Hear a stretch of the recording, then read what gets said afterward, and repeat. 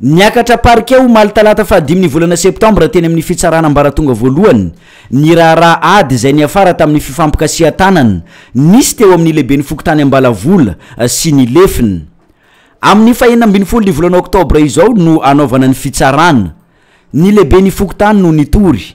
Marina fa tsy nahazo fampidirana amponjavonjo maika ny olona torina. Tsy manaiky aniny fikasihan tanana nahazo ny lehiben'ny fokontany ambalavola iny ihany koa ny ponina ao antoerana.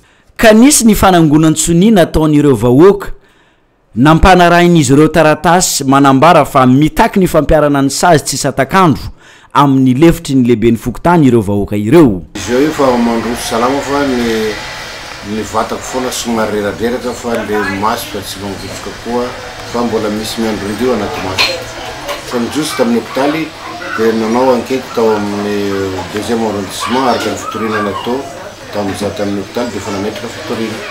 Fa nomaly zany niakatra tagny amin'ny parquet, nataon'ny parquet ny enquête dia miandry amin'ny 16 octobre ny fitsarana.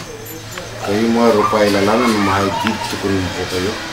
Dia zany fandehany fa dia mifolo taona zay tao mbola tsy nisy zavatra ohatran'io nahazo zao fa io moa zavatra miatra amin'ny vatantenany olombelona Janahary Mahery. Roa andro ihany no nitazonana ny lehiben'ny fokontany ambalavola teny amin'ny hôpitaly Pezaga.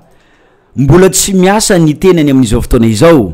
Ity farany nahazo certificat médical 12 andro tao amin'ny hôpitaly Mahabibo nandritry n'izy narary. Rehefa nidina avy teny amin'ny hôpitaly Pezaga androva kosa ny tenany dia nomeny mpitsabo teny an-toerana certificat médical 12 andro ihany koa. Namoaka noto fampetona vonjomaika ny lefitry ny lehiben'ny fokontany ambalavola amin'ny asany ny préfet ny Mahajanga Ravelo Mahay ilay niaina fitiavana amin'izao. Ny sekretera eo anivo ny fokontany ihany no manodina ny raharaha rehetra izay misy ao amin'ity fokontany ny ambalavola ity amin'izao fotoana izao.